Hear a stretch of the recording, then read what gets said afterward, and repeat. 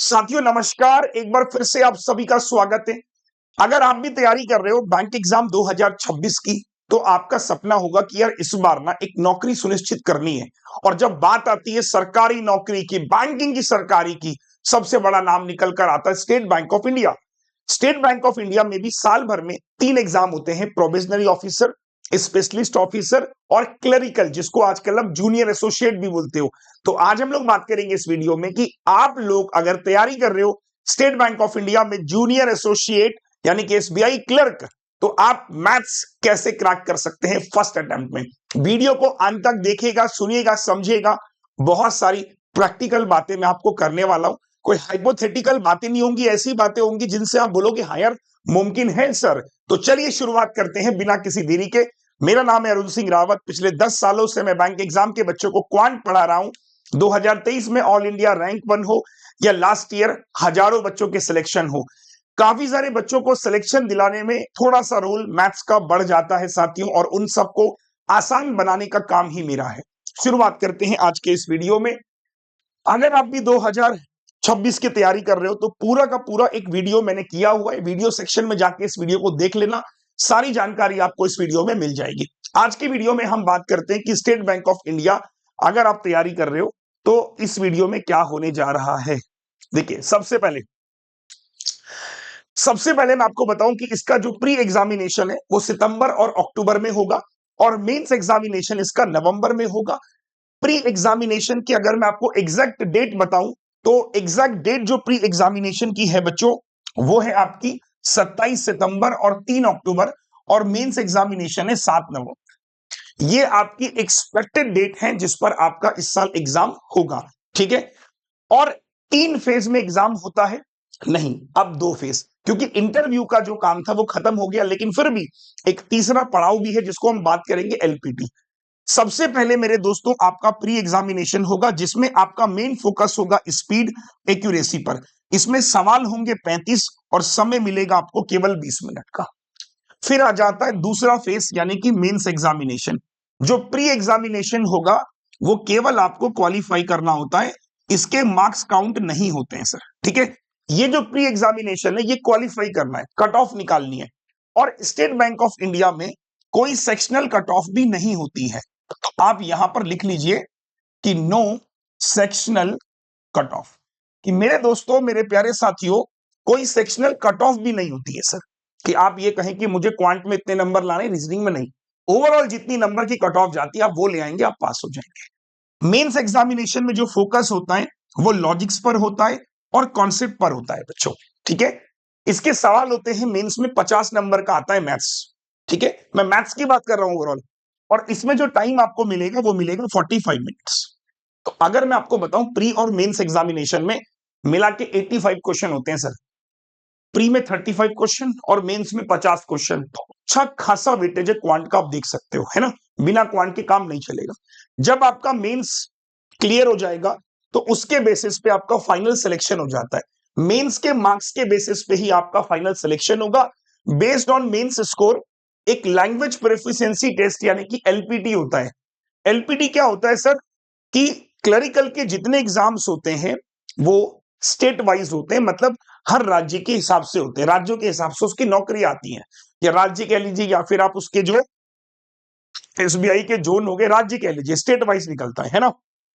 अगर मान लीजिए कि मैंने तमिलनाडु से फॉर्म भरा, चेन्नई से फॉर्म भरा, तो मेरे को वहां की लैंग्वेज आनी चाहिए। आप मेरी बात समझ रहे हो। मैं अगर कर्नाटक से फॉर्म भर रहा हूं, बैंगलोर से फॉर्म भर रहा हूं, कर्नाटक से, तो मुझे वहां की रीजनल लैंग्वेज आनी चाहिए। अगर नहीं आती है, फॉर्म भर रहा हूं, तो उसके लिए मुझे वहां का एक एलपीटी देना पड़ेगा, लैंग्वेज प्रोफिशिएंसी टेस्ट, ठीक है दोस्तों। या मैं गुजरात से भर रहा हूं, मैं पंजाब से भर रहा हूं, जब मैं किसी अदर स्टेट से अप्लाई करता हूं तो मुझे एलपीटी देना होता है। सेम स्टेट के लिए एलपीटी अलाउड नहीं होता। अब बात आती है कि क्वांट का सिलेबस क्या है। क्वांट का सिलेबस मैं 3 हिस्सों में तोड़ देता हूं। सबसे पहला जो पार्ट है जिसको मैंने बोला स्पीड मैथ्स, इसमें बच्चों क्लरिकल में आपके 10 से 15 मार्क्स का वेटेज है। कितने नंबर का वेटेज है? 10 से 15 मार्क्स, मतलब 1/3 पेपर स्पीड मैथ्स का है। अगर मैं बात करूं अर्थमेटिक के 10 से 15 क्वेश्चन है, मतलब मिनिमम टू मैक्सिमम है ये, ठीक है। और डीआई के मिनिमम 5 से 10 सवाल आ जाते हैं, मिनिमम 5 से 10 सवाल डीआई के आ जाते हैं। तो ये एक स्ट्रक्चर है कि जिससे पेपर आपका बनेगा। अब आपके मन में सवाल आएगा कि स्पीड मैथ्स में कौन कौन से चैप्टर आते हैं। सिंप्लीफिकेशन, बॉर्ड मास के सवाल आपको मिलेंगे। सिंप्लीफिकेशन हो गया, approximation, missing series, wrong series, quadratic. Approximation mains में आएगा, सिंप्लीफिकेशन प्री में आएगा, नंबर सीरीज, रॉन्ग, क्वाड्रेटिक, ये पूरा का पूरा सिलेबस स्पीड मैथ्स के अंदर आता है बच्चों। 10 से 15 मार्क्स का वेटेज है केवल ये 5 चैप्टर पढ़ लोगे तो। अगर आप एक सर्विसमैन है सर, तो आपको क्वांट में 25 नंबर 22 नंबर लाके भी आपका सिलेक्शन हो जाएगा। और वो 22-25 नंबर लाने में ना सर स्पीड मैथ्स बहुत बड़ा रोल प्ले करते हैं। ठीक है, मैं थोड़ा सा साइड हो जाता हूं ताकि आप इस सिलेबस को पॉज करके इसको लिख लें, ताकि आपके लिए थोड़ी सी कहानी आसान हो जाए, है ना। ठीक है, आप इसको नोट भी कर लीजिएगा पॉज करके। अगर मैं बात करूं डीआई, तो डीआई में क्या क्या पढ़ना है आपको। टैबुलर, मिसिंग, बार, लाइन, पाई, मिक्स्ड, केसलेट, और ये देखिए इतनी तरह की डीआई है जो आपके क्लर्क एग्जामिनेशन की प्री एग्जामिनेशन, इतनी तरह की अगर आप डीआई पढ़ लेते हैं तो आपका डेटा इंटरप्रिटेशन जबरदस्त हो गया और आप क्लरिकल एग्जाम्स को अच्छा कर सकते हो। आगे चलता हूं, अर्थमेटिक का जो सिलेबस है सर वो ये है, जिसमें परसेंटेज, इट्स एप्लीकेशन से लेके रेशियो, प्रॉफिट लॉस हो गया, है ना, मिक्सचर हो गया, पार्टनरशिप हो गया, एज हो गया, एवरेज हो गया, टाइम एंड वर्क हो गया, pipe and system, STD, boat, train, mensuration. Pre examination में थोड़े बहुत सवाल हमारे problem based on numbers, number system के भी आ सकते हैं, तो बहुत माइनर, बहुत बेसिक चीजें आती हैं। तो इसमें एक चैप्टर और लिख लो, प्रॉब्लम बेस्ड ऑन नंबर, है ना, प्रॉब्लम बेस्ड ऑन नंबर। तो इसमें क्या होता है बच्चों, प्रॉब्लम बेस्ड ऑन नंबर्स में इंटरचेंजिंग वगैरह के क्वेश्चन देखने को मिल जाते हैं। बाकी अर्थमेटिक का ये पूरा सिलेबस है जिसका वेटेज मैंने आपको 10 से 15 मार्क्स का बताया। अभी तक के वीडियो में आपको क्वांट का स्ट्रक्चर पता चल गया, एसबीआई क्लर्क की एग्जाम डेट पता चल गई, प्री में कितने सवाल आते हैं, मेंस में कितने आते हैं, ये भी आपको समझ में आ गया। सिलेबस मैंने बता दिया कि क्या रहता है। अब जो न्यूमेरिकल एबिलिटी के नाम से आएगा प्री, जो प्री आएगा उसका जो नाम होगा सर वो होगा न्यूमेरिकल एबिलिटी, मैथ्स नहीं होगा, ये लिखा हो। ठीक है, प्री एग्जामिनेशन में 35 क्वेश्चन है और 20 मिनट्स का चैलेंज है सर। 35 सवाल है और 20 मिनट का चैलेंज है। You have less than 35 second पर क्वेश्चन। अगर मैं प्री की बात करूं, प्री एग्जामिनेशन में 35 सवाल है, 20 मिनट है, यानी मोटा मोटा 35 सेकंड से कम समय एक सवाल पे। ऑन एन एवरेज हम लोग कहते हैं कि एक सवाल को 30 सेकंड में उड़ाना है, लेकिन ऐसा नहीं होता है। डीआई के टाइम अलग होगा, अर्थमेटिक का अलग हो। कैसे, जैसे कि अगर मैं आपको बताऊं 10 से 12 आपके जैसे सिंप्लीफिकेशन आते हैं एग्जाम्पल, तो 10 से 12 सिंप्लीफिकेशन को आप कोशिश करेंगे 4 मिनट में खत्म करने की, 4 से 5 मिनट खत्म। ऐसा आई बात समझ में कि आपने क्या किया, अगर 12 क्वेश्चन है तो 4 मिनट ठीक है सर। नंबर सीरीज आपने 2.5 मिनट में खत्म करनी है, ऐसे। ये आपको ना अभी से डालनी पड़ेगी हैबिट, कि तब जाके मेरा पेपर अच्छा बनेगा। अगर मेरे पास मान लीजिए कि 13 नंबर की डीआई है, 13 मार्क्स की डीआई है, तो देखो 10, 5 15, 5 20, 25 और 3 28, 38 हो रहा है, तो ये कम हो जाएगा, फिर ये वेटेज कम हो जाएगा, मतलब 35 बनेंगे। ग्राफ डीआई मेरे को हार्डली 2.5 मिनट में मेरी ग्राफ डीआई बन जाती है, 2.5 से 3 मिनट। तो मैं आपको एक एवरेज टाइम बता रहा हूं कि अगर आप क्लरिकल एग्जाम्स की डीआई सॉल्व करते हैं तो 2.5 minute is the maximum time, क्योंकि क्लर्क एग्जाम की डीआई में आपको कुछ डिकोड नहीं करना होता। 3 मिनट भी ज्यादा बोल रहा हूं, 2.5 मिनट मैक्सिमम मान के चलो। ठीक है सर। अगर मैं बात करूं अर्थमेटिक की, तो एक सवाल अर्थमेटिक का 40 से 50 सेकंड जाता है सर, 40 से 50 सेकंड एक क्वेश्चन ऑन एन एवरेज जाएगा। अगर आप इस तरीके के अप्रोचेस को फॉलो करते हैं कि मुझे सिंप्लीफिकेशन के सवाल को 25 सेकंड के अराउंड टाइम देना है, 25 सेकंड के अराउंड मुझे टाइम देना है, या फिर मुझे 20 सेकंड के अराउंड टाइम देना है, पेपर बहुत इजी आता है। प्रीवियस ईयर पेपर मैंने डाले हुए हैं, सब्सक्राइब कर लेना, आपको मिल जाएंगी वीडियोस। तो मैं आपको बोलूंगा देखो, सिंप्लीफिकेशन जैसे 10 से 15 मार्क्स का, अर्थमेटिक के 10 क्वेश्चन, डीआई के 5 से 10 नंबर सीरीज। तो आपके थॉट प्रोसेस में क्या होना चाहिए कि नंबर सीरीज आई, 2.5 मिनट में मेरी खत्म हो गई। ठीक है, डीआई के मान लो 10 क्वेश्चन है, 5 मिनट दिए, खत्म हो गया। ठीक है, 10 क्वेश्चन अर्थमेटिक के हैं, 40-50 सेकंड दे रहा हूं, तो 50 सेकंड के हिसाब से कितना हो गया? 500 सेकंड। 500 सेकंड का मतलब 500 सेकंड, सेकंड को डिवाइड 60 से करेंगे, 6 8 जा 8 मिनट, मोटा मोटा मान लेता हूं। तो 8 और 5 13 और 2 15, है ना? 8 5 13, 2 15, 15.5। सिंप्लीफिकेशन के लिए कितना टाइम बचा? वही 4.5। तो ये एक टाइम आपको मैंने दिया, जो स्टैंडर्ड टाइम मैंने आपको बोला। अगर मैं इस तरीके से पेपर अटेम्प्ट कर रहा हूं तो जाके मेरा पेपर पूरा 35 में से 35 बनेगा। जब मैंने नंबर सीरीज को 2.5 मिनट दिए, जब मैंने डीआई को 5 मिनट दिया, 10 क्वेश्चन, 8 मिनट में मैंने ये सवाल करे 50 सेकंड के हिसाब से, और यहां पर मैंने आपको कम से कम 4 मिनट, वही जो 12 से 15 क्वेश्चन, तब जाके मेरा 35 मिनट में जो अटेम्प्ट जाए, 35 क्वेश्चन का जो अटेम्प्ट होगा 20 मिनट में, कहीं जाके मैं शायद अराउंड 30 प्लस आराम से कराऊंगा, 30 प्लस आराम से। तो मुझे क्या करना है? अगर मैं एसबीआई क्लर्क की तैयारी कर रहा हूं तो मुझे पढ़ाई के साथ साथ यह भी देखना है कि अगर मेरा प्री क्वालिफाई नहीं हुआ तो मेंस में क्या कर लूंगा पढ़ के। तो मुझे स्पीड पे बहुत काम करना है, स्पेशली प्री एग्जामिनेशन में, इन तमाम चैप्टर्स पे। ठीक है दोस्तों, 20 मिनट की स्ट्रैटेजी जो मैंने आपको बताई वो आपको लिखी ली होगी। मेंस एग्जामिनेशन के जो 50 क्वेश्चन होंगे 45 मिनट्स में, यहां थोड़ी आपको कॉम्प्लेक्स डीआई मिलेगी, मेंस वाली थोड़ी सी। प्री एग्जामिनेशन डायरेक्ट डेटा वाली होगी, डेटा देखा, पकड़ा, समझा, सॉल्व कर दिया। मेंस एग्जामिनेशन में क्या होगा? थोड़ा सा जो डीआई का स्तर होगा वो हाई होगा। अर्थमेटिक के जो क्वेश्चंस होंगे थोड़े वेरिएबल ज्यादा होंगे, data sufficiency based question arithmetic के देखने को मिल सकते हैं, क्वांटिटी कंपैरिजन बेस्ड मिल जाते हैं। तो इस वजह से मेंस थोड़ा कॉम्प्लेक्स हो जाता है और थोड़ा कॉन्सेप्चुअल चीजें ज्यादा पूछी जाती है as compare to pre. Pre is all about speed, mains is all about concept. 2 phase है बस। ठीक है सर, अगर मैं बात करूं कि 3 पिलर हैं सिलेक्शन के, सबसे पहला पिलर है बच्चों स्पीड। उसके लिए क्या करना है? सबसे पहले तो टेबल। टेबल मैं क्यों बोल रहा हूं? जैसे आप कैलकुलेशन कर रहे हो 28 का 7 गुना, अब 28 का 7 गुना नहीं पता, लेकिन दिमाग को छपा हुआ है कि 28 का 7 गुना 196 यानी कि 14 का स्क्वायर भी होता है। पता है, कुछ भी चीजें याद नहीं होती, पहले तो याद रखना। मैं गलत बोल रहा हूं, कोई याद नहीं करता सर, सब चीजें प्रैक्टिस से खुद ब खुद याद हो जाती है।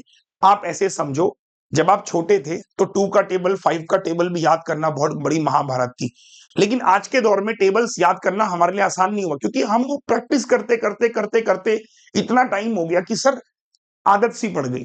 जैसे एग्जाम्पल के लिए मैं आपको बताता हूं, एक बार का किस्सा है, महाभारत से सुना लिया गया है कि अर्जुन एक बार अंधेरे में, एक बार अर्जुन अंधेरे में तीर का निशाना लगा रहे थे। वो एक प्रैक्टिस कर रहे थे कि अंधेरे में हम तीर चलाए, निशाने पे लग जाए, तो लग नहीं रहा था। ठीक है, बहुत देर से प्रैक्टिस कर रहे थे, मतलब मार रहे थे, निशाना चूक रहा था, कभी कहीं कभी कहीं कभी कहीं। ठीक है, तो वो परेशान होकर घर आते हैं और देखते हैं कि लाइट बंद थी, अंधेरा रात का समय था। तो घर आते हैं, देखते हैं कि भीम जो उनका भाई है वो खाना खा रहा है, खाना। तो वो भीम से पूछते हैं कि भीम, तुम खाना खा रहे हो अंधेरे में, तुम्हें दिखाई कैसे दे रहा है? मतलब तुम्हें दिखाई कैसे दे रहा है कि तुम्हें तुम्हें कैसे पता कि खाना मुंह में डालना है, ऐसे खाना है? मतलब आंख बंद है भाई, अंधेरा है। तो भीम ने एक बहुत सुंदर बात बोली कि भाई साहब, मैं खाना बचपन से खा रहा हूं, मतलब खाना जो खाना है ना वो बचपन से खा रहा हूं, मेरे ब्रेन को, मेरे हाथों को आदत हो गई है अब। आप समझ रहे हो ना?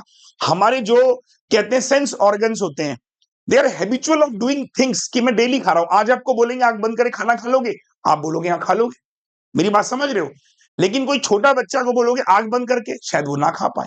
जब आप कोई काम फ्रीक्वेंटली कर रहे होते हो तो उसमें आपकी महारत हो जाती है। जैसे आप आंख बंद करके 5 मिनट चल सकते हो, चल सकते हो, लेकिन बहुत लंबी डिस्टेंस में चल सकते हो अगर आपको आदत नहीं है तो। अगर आपको आदत है, जैसे आपने देखा होगा, मेरा सारा गेम यही है कि आदत अगर है ना, सब काम मुमकिन है। तो यही बात अर्जुन को समझ में आई कि अगर मैं प्रैक्टिस करूंगा तो एक दिन भाई मैं आंख बंद करके या अंधेरे में भी मैं बाण चलाऊंगा तो निशाने पे लगेगा, अगर मुझे प्रैक्टिस है तो मेरा फिर वही कहना है कि आप टेबल्स याद मत कीजिए, आप कैलकुलेशन करते चलिए। कैलकुलेशन में कुछ नंबर इतनी बार आएंगे, इतनी बार आएंगे, सेट हो जाएंगे। ठीक है सर, इसके अलावा स्क्वायर्स हो गया, क्यूब हो गया, ये बहुत जरूरी है। These are the pillar of speed maths बेटा। अगर आप ये नहीं कर रहे हो, फ्रैक्शनल टेबल हो गया, है ना, सर्ट्स इंडिसेस हो गया, फ्रैक्शनल टेबल हो गया सर परसेंटेज का, इसके अलावा सर्ट्स इंडिसेस हो गया सर। तो ये जरूरी चीजें हैं बच्चों, कौन किसकी कितनी पावर होती है ना, इसके बाद accuracy, avoid silly mistakes in calculation, practice approximation daily, ये बहुत जरूरी है कॉन्सेप्ट। अर्थमेटिक में स्पेशली आपको एक एक कॉन्सेप्ट पकड़ना पड़ेगा, आपको पढ़ने पड़ेंगे। कुछ बच्चे बोलते हैं सर कि मैं ये चैप्टर स्किप कर दूं, मैं वो चैप्टर स्किप कर दूं। मैं कहता हूं नहीं, क्यों नहीं? क्योंकि आप कोई भी चैप्टर स्किप कर रहे हो सकता है कि पेपर में सवाल उसी का आ जाए, तब क्या करोगे? तो स्किपेबल का मैं चांस बिल्कुल नहीं दूंगा। बाकी डेली बेसिस पे आप सिंप्लीफिकेशन के 10 से 15 सवाल फिक्स कर लो, number series missing wrong daily करो, क्वाड्रेटिक इक्वेशन डेली करो, कैलकुलेशन के कुछ चीजें हैं जिसके लिए मेरी जो वीडियोस है वैदिक मैथ्स की, बहुत जल्दी मैं एक शो भी लेके आने वाला हूं, वो देखना शुरू करो, जिससे आपको काफी हेल्प मिलेगी। आगे चलता हूं, स्कोर की एक जर्नी बनाओ, मतलब स्कोर इंप्रूवमेंट की। जैसे आप पहले महीने पे खड़े हो, आप एक फाउंडेशन कर रहे हो, दूसरे महीने में आप प्रैक्टिस में आ जाओ, तीसरे महीने से आप मॉक शुरू कर दो। बेटा क्लर्क एग्जाम्स को तैयार करना मैं समझता हूं इतना आसान है, अगर आप थोड़ी सी चीजें बेसिक बातें अगर समझ लो तो ये ग्राफ ऐसे ही बढ़ेगा। आपके साथ क्या है, आपका ग्राफ ऐसे चलता है, शुरू किया ऐसे ही चल रहा है, आप स्टेप्स जंप नहीं करते हो। फाउंडेशन पढ़ रहे हो तो फाउंडेशन, थोड़ा प्रैक्टिस में भी उतरो ना यार, देखो ना कि जो पढ़ रहे हो वो सही पढ़ रहे हो नहीं पढ़ रहे हो, मॉक टेस्ट में भी आओ। बाकी फाउंडेशन बैच अगर आप मुझसे पूछोगे तो नीव 2026 मेरा बैच है, जिसको आप ब्लाइंडली फॉलो करो मैथ्स के लिए। सिंप्लीफिकेशन और डीआई की जो ड्रिल है, इसके लिए मैं टेस्ट बना रहा हूं, अभी दिखाऊंगा भी, ये फॉलो करो, इन सब चीजों को मॉक करो, उसका एनालिसिस करो। अब मैं आपको बताता हूं भाई कि देखो सैलरी भी इसकी अच्छी खासी होती है, जूनियर एसोसिएट जो मैंने इसका नाम बताया आपको, तो मोटा मोटा इसका पे स्केल 46,000 के अराउंड आपकी सैलरी बन जाती है। अच्छी नौकरी है यार, 2026 में आप तैयारी करते हो, आराम से हो जाएगा। अगर आप किसी कोर्स के रिगार्डिंग इंफॉर्मेशन चाहते हो तो इस नंबर पे आप कॉल कर सकते हो, हमारी टीम आपको असिस्ट कर देगी रिगार्डिंग एनी कोर्सेस। हमारी एप्लीकेशन का नाम एग्जाम ट्यून, एग्जाम ट्यून को डाउनलोड कर लेना गूगल प्ले स्टोर से। जब आप डाउनलोड कर लेते हो तो आपको सारे बैचेस दिख जाते हैं, ये हाल फिलहाल के हमारे सिलेक्शंस हैं। इस बैच की मैं बात कर रहा था, नीव 2026 बैच का प्राइस 999 है। नीव हो गया, एक अलग से मैंने बैच भी बनाया केवल क्लर्क वाले बच्चों के लिए, यानी एक्स सर्विसमैन आप कह सकते हो, फाउंडेशन बैच क्लर्क का। नीव हो गया, अभ्यास हो गया, लक्ष्य हो गया, सारे बैचेस आपको एक सब्सक्रिप्शन के अंदर मिल जाते हैं। क्वांट नायक, क्वांट नायक का सब्सक्रिप्शन 12 महीने का आपको मिल जाता है सर 999 में, 18 महीने का मिल जाता है 1299 में, 24 महीने का मिल जाता है 1499। मैं आपको रिकमेंड करूंगा, आप मुझसे पूछोगे 2 साल का सब्सक्रिप्शन लेके अपना फ्री हो जाओ, वन टाइम देके। लाइव बैचेस मिल जाते हैं, पीडीएफ कोर्स है, मेरी ई बुक्स मिल जाती है और टेस्ट सीरीज मिल जाती है। ठीक है, आज अगर आप एनरोल करते हो तो 1 महीने की एक्स्ट्रा वैलिडिटी मिलती है, मतलब 13 महीने की वैलिडिटी। अगर आप वो लोगे तो 19, ये लोगे तो 25 महीने। तो ये आपका इसमें क्या है, मेरे सारे क्वांट के बैच कवर है। ठीक है सर, बाकी ये केवल क्वांट का हो गया। अदर सब्जेक्ट के लिए आप क्या कर सकते हो, बैंक महापैक ले सकते हो। बैंक महापैक में क्या है बच्चों, बैंक महापैक में सारे टीचर मिल जाते हैं, है ना, जो हमारे प्लेटफॉर्म पे हैं वो सारे मिल जाते हैं। उनकी 12 महीने की जो फीस है वो 1500 है, केवल क्वांट की अलग है और पूरा ये भी है। इसके अंदर क्वांट के भी सारे बैचेस हैं। ठीक है, चलिए, तो थैंक यू सो मच। कोई एक्स सर्विसमैन है, एक्स सर्विसमैन का सुपर पैक है, वो आप अलग से देख सकते हो। बाकी मैं बोलूंगा आप सब्सक्रिप्शन जब ले लेते हो तो आपके लिए देखो प्रैक्टिस करने के लिए कितना कुछ बनाया गया है। आओ, अगर आप देखोगे, जैसे आपने देखा होगा कि क्लरिकल एग्जाम में स्पीड मैथ्स के लिए क्या चाहिए, हमें प्रैक्टिस चाहिए। आप टेस्ट सीरीज में जाओगे ना, जब आप खरीद लोगे, ये देखो स्पीड मैथ्स की टेस्ट सीरीज है, ये आप लोगों के लिए मैंने बना रखी है सर। इसमें सिंप्लीफिकेशन, नंबर सीरीज सब है। ये देखो कितने टेस्ट है सर, ये देखो 50 टेस्ट बने हुए हैं सर, ये 50 टेस्ट, ये 50 टेस्ट बने हुए हैं। आप जाइए इनको लगाइए, ये देखो, ये देखो 50 टेस्ट बने हुए, ये देखो। तो सिंप्लीफिकेशन का सारा लेवल है, देखो इसमें, ये देखो, देख रहे हो, ये देखो सिंप्लीफिकेशन का ये सारा लेवल है, ये देखो, ये देखो, ये देखो। ठीक है दोस्तों, इसके बाद आप जाओगे सबमिट सेक्शन में, उसके बाद है अप्रोक्सीमेशन, ये देखो।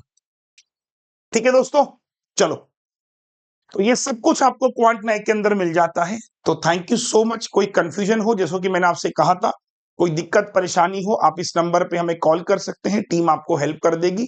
और मेरा तो बस यही कहना है कि सिलेक्शन लीजिए और आगे बढ़िए। थैंक यू सो मच, जय हिंद।